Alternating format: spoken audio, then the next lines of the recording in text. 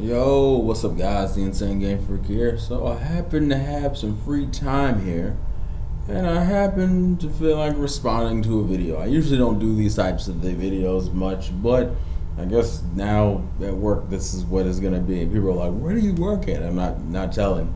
I want everyone to guess. Just have fun with it. The mystery of where I work has become more and more ridiculous over time. To see how much I can build this. Anyways, what I really want to talk about is Real Gamers 27's top 5 reasons why the Wii U is a failure or has failed. The whole point is failure. And here's the point that needs to be stated.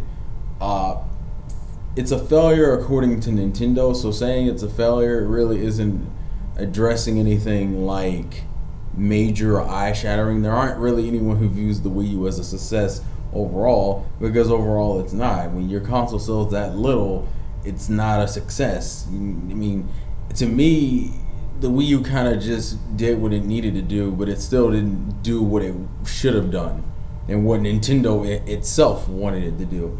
But I wanted to address some of his reasonings because some of his reasonings doesn't make any sense, and I want to address a few things.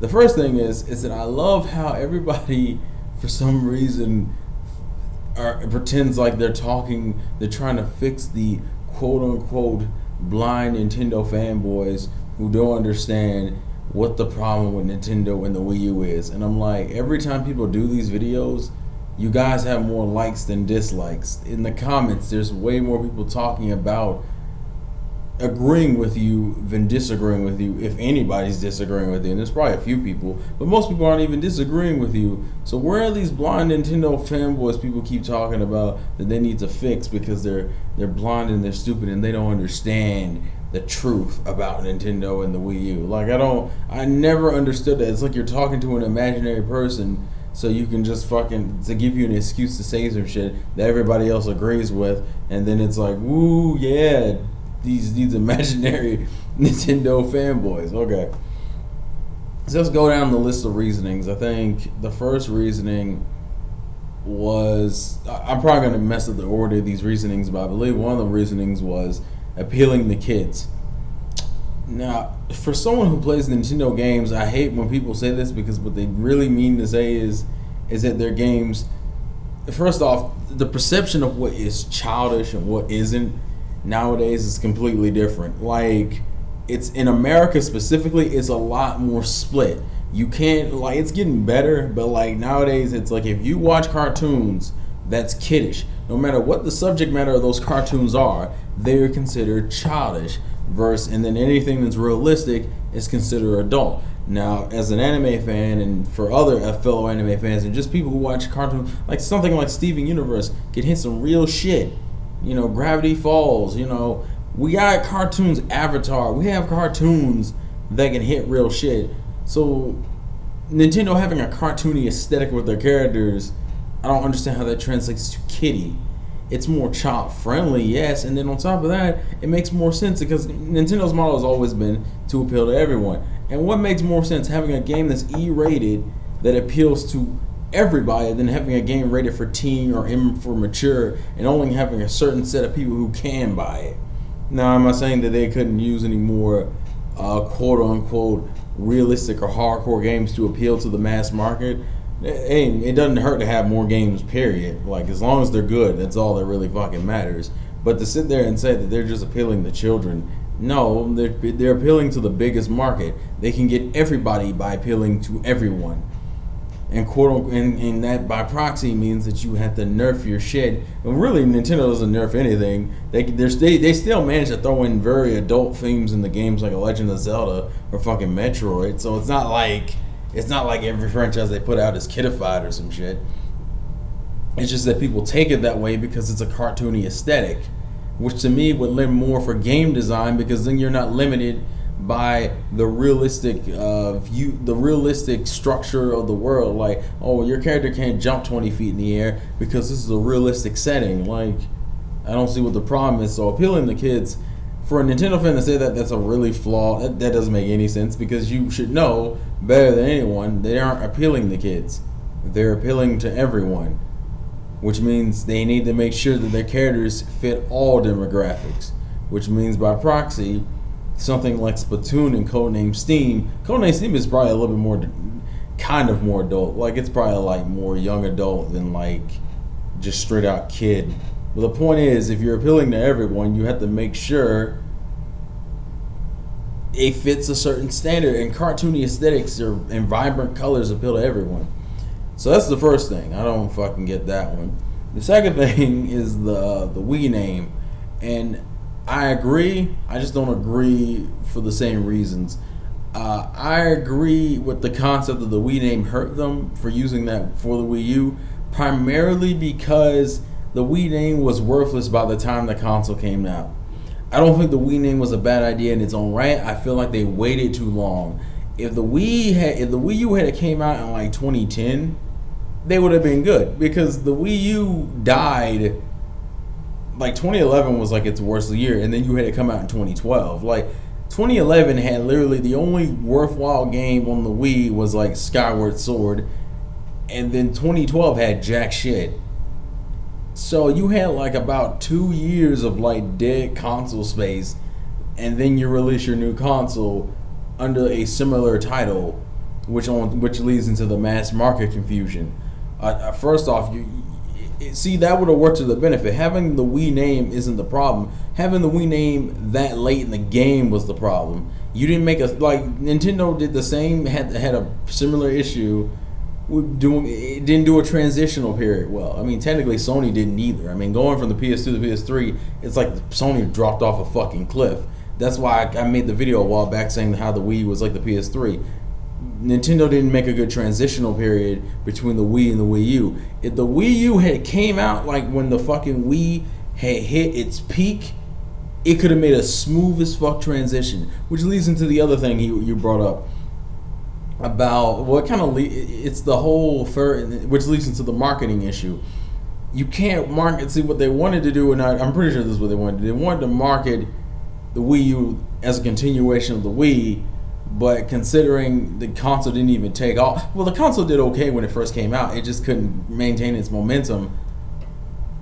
How do you market a console that you banked like half of its name off of your previous generation, which was irrelevant by the time you brought out the new console with a similar name? So it became this issue of, well, how do you explain the Wii U to somebody? It's like it's a sequel to the Wii, but it's not the Wii. It's better than the Wii. But the fact that I'm saying Wii so many times already brings up a question. It's like, well, I didn't like the Wii. Why would I like a sequel to the Wii? Like, most people didn't care about the Wii anymore. So how do you market something with the Wii in the title? Like, that name branding hurt them because of how long they waited to release it. If the Wii U, and as I said, if the Wii U had came out in like 2010, like the 4 or 5 years, 2011 would have been pushing it, but 2011 would have been a good transitional period too. Better than fucking 2012, the end of 2012. But my point is that if they had if they had released that console way before, at least a year or two in advance, they would have been fine when the Wii was still relevant. They waited until the Wii died and then decided, oh, I'm gonna jump on this name it's like they were late to their own goddamn party. And it's probably because they weren't ready. I mean, they still weren't ready when it released. The Wii U was rushed. Which, that's what makes it worse. The Wii U was rushed, and it was still late. And that's the part of the fucking problem. And then to get into, which goes into the third party, in which I think he goes the AAA thing. Now this one, the way he phrased this completely is wrong to me. He goes, Nintendo didn't want third party, and Nintendo didn't want. Nintendo rather have like I think his example was like GTA 5, and then he's like, well, Nintendo had like this exclusive of Lego City Undercover, and I'm like, no, Nintendo's problem at the beginning of this generation for them was relying on third party. They tried to do what Sony and Microsoft did without really having any backing to do so, because the biggest problem with the Wii U at the beginning was the drought of games. And part of the reason for that is that Nintendo wasn't ready to release Nintendo really wasn't ready for the Wii U until like 2014. Like, no, my bad, 2013. Like, near the end of 2013, they were good. But before that, they were fucking hard. It was just a damn struggle. Which is why a lot of their games got delayed. But the biggest problem was is that they hoped that third party would have did for them what they do for Sony and Microsoft, which is just throw out games on the console and just pad it out. Because as we see, Sony right now is making money off of literally just third party games. That console literally makes money off of jack shit and all. I don't even think that, he brings up features as another point. I don't even think that would have been a big deal. I think that was just kind of an icing on the shit sundae. What made it worse is because Nintendo thought that it could do what they did and have third party carry them through the time until they got games out. Here's the fucking problem. Third party doesn't give a fuck about Nintendo at all, and that probably will not ever change, ever. That it may get better than what it is now, but it won't ever get to an equal level. I don't believe that personally.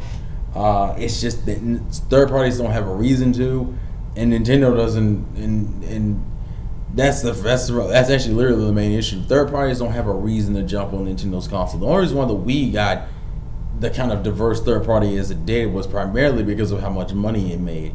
That was what the Wii's advantage was, the fact that it was selling like the best of the three consoles. And even then, the third party it got was, although unique, it didn't get consistent third party. And the Wii U got a whole bunch of empty promises and lies and shit. And then the games we got, we were just like, fuck it. So, and I'm going to agree with what Red Knight said. When the NX comes out, if it is the home console, do not fucking rely on third party. There is no reason to do that. That is to me, that is one of the biggest mistakes you made with the Wii U, is that for some stupid, and I know why you did it, I understand it, but in retrospect it was stupid to think that third party would treat you the same as everybody else when that has never been the case. That has rarely been the case. And granted, I'm not going to sit here and argue and say that Nintendo didn't dig part of that hole for themselves. The other half is that the industry treats them the way that gamers like Real Gamer treats them. Where he's like, oh, it's the kiddie console, it's the subpar console, it's the secondary console. So I do agree with him on the point that it is primarily both the industry and Nintendo's fault. But I think I feel like if Nintendo could have just kept that momentum through 2013, that would have helped so much more. And if they had gotten, I don't know why my camera got dark, and if they had kept a steady stream of consistently equal parity games, maybe even a little bit better, they would have been fine. And let's get on to the whole motion controls and gamepad gimmicks thing, because everybody who brings up the Wii U says how much of a flaw that is. That's not a flaw. Let me explain why. The Wii showed there wasn't a flaw. The GameCube's controller is weird as fuck. I'm talking about before you even held the damn thing. Nobody looked at the GameCube controller and went, that looks like that can really, really work. Most people looked at that thing like some type of abomination. The love for the GameCube controller came from when you put it in your fucking hands. And then it's the same shit. Like, every innovation is viewed differently. The Wii U gamepad in itself, I don't view as a problem. I think people point to it because it's the first different thing about the damn console. It's like the Pro controller is like the 360 controller, so no one fucking complains about it. Most people prefer that over it. And I understand people sometimes have a preference, but like, people want to act like, oh, well, this innovation doesn't need to be here. Like, they don't need to be doing what they're doing. I'm like, yeah, they do, because then nothing fucking changes. And people gotta understand, change is what led to our current generations, like the things you view as standard. And that's the standard features thing. My God, those aren't standards. Those are things that are perceived as standards. It's pretty much just the mass majority complex, where you're not necessarily right, but if you have a majority of people saying you're right, then it doesn't fucking matter if you're right, because you're going to be viewed as right. There's a line from One Piece I like to take. It's when Don Flamingo's talking about it. It's like, it doesn't matter who wins this war, because at the end, whoever wins the war is whoever becomes justice. AKA meaning there is no right and wrong, doesn't mean anything. It's just the majority who wins. So unless the majority views Nintendo as an adult console, then it will always be viewed as a kiddie console. Nintendo may not be a kiddie console, but the perception is that it's a kiddie console. And the only way it could have changed that is with third-party games or more mature IP. But Nintendo never worked. Nintendo, I don't think, and you can even look at their franchises and tell, they're not really fans of doing shit in realism. To me, I think they view that as restrictive. So, of course, their franchises don't reflect that. Even something like Legend of Zelda's still cartoony in style. I mean, you know, obviously Metroid and Zelda could kind of work as gritty series, but that's besides the fucking point. My point is, I understand why. I agree with the Wii U being a failure, and I agree with some of the points, but some of the other points to me make me question, as a Nintendo fan, how could you say some shit like that and not get it? Like, don't use the game, don't use motion controls, don't stop trying to innovate, Nintendo. Just stick with a standard controller. And I'm like, but the standard controller wasn't always standard. It became a standard because Nintendo made it a standard. That's how all gaming is. Almost every gaming convention was originally an innovation. Originally not, it's like we went from like 2D to 3D, analog sticks, D-pads, 4 buttons on the damn controller, and then the shoulder buttons and the triggers, analog triggers. It's the same damn shit. None of these things were all just standards. We still originally started off with a fucking joystick and a button. That's what we started off with. And everything that came after that was an innovation. Some things worked, some things didn't. So I don't understand that complex of just telling them to stop trying things new. But it's like I said, when Nintendo needs to do it for NX, don't rely on third party. Have the damn console out in the timely. Don't wait until the Wii U game-wise is dead, because then you can't make a smooth transition.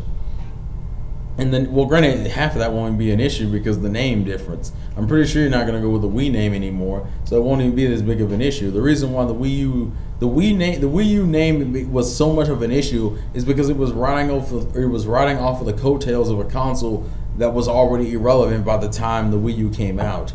That's the biggest problem with the name. The marketing just was a byproduct of that, because I knew they knew what they were going to do with the marketing, but when they noticed how the Wii name had like little to no value anymore, how do you market a console with that name knowing that name doesn't have any value to it anymore? And that's why the marketing issue came up. And then he goes, oh, how Nintendo doesn't market their games, and then he mentions how Nintendo markets their games. What? There have been mainly commercials for almost all of Nintendo's, especially all the Wii U's heavy-hitting games. Bayonetta got fucking commercials. Mario Maker, Super Mario 3D World, Smash, Mario Kart 8. What else? Mario Party, ironically, I don't even think Mario Party or Wii U Party really got fucking promote that much of heavy promotion. And I think both of those games still sold over 1 million. So I don't understand that. I think even Kirby got a fucking commercial. Like, stop. Doesn't make any sense. Just, hey man, but remember, we're talking to these imaginary Nintendo fanboys that for some reason are rampant on the internet. And when you ever go look at these videos of them trashing the Wii U, you don't see that many of them in there. I don't know, but please leave your thoughts and comments in the comment section below. I understand the problems with the Wii U. I just don't think some people do. And I want Nintendo to make sure that when they make their changes for the next console, they don't follow the dumb shit. I want innovate. I want you to try something different. Now, to see someone stop trying something different and trying to change the game means that you're fine with the way things are. And as gamers keep saying, we need to speak up our voices and say how we want things to change. But for Nintendo case, we need to tell them not to change the controller. Everything else needs to change, but don't fucking change that controller. But the Oculus is okay. Fuck, I don't know. Anywho, this has been the Insane Game Freak. Life's a game, play to win, and please leave your thoughts and comments in the comment section below. Peace out.